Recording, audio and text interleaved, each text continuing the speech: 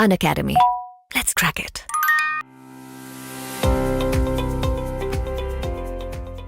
But to do that, you have to be methodical. So let's run through a very quick checklist to see if you did the following things when you solved the passage and you tried solving the question.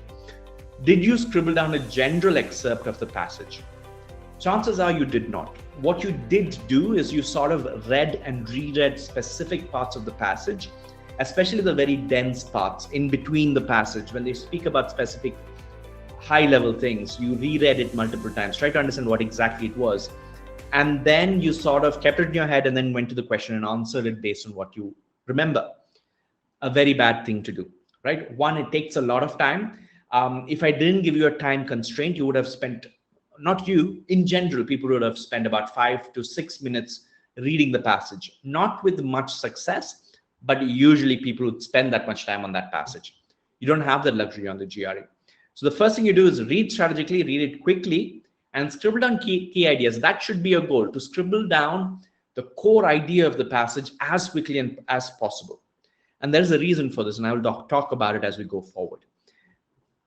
Once you're done that, read the question carefully. You'll realize that the question is asking you, or it's testing you on a particular skill. It could be testing you on your ability to find details in the passage, or it could be testing your understanding of the general idea, or it might be testing your inferential reasoning. Look for such keywords in the question, and I will show that to you as we go forward.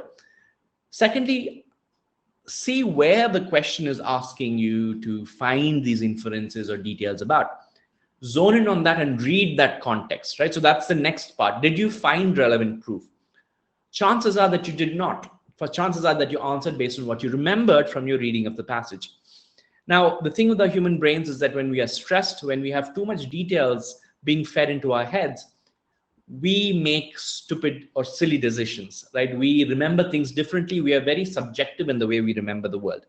We are not like a computer hard disk. We are not without errors, right? So you don't want to be depending on that. GRE, in fact, the questions are designed to sort of stress you out and to make those silly mistakes. The next thing you do is make a rough prediction based on the proof that you've read, based on the data that's provided in the passage. The GRE is an open book test. All the answers you need, or all the data you need to answer a question, is right there in the passage or the question itself.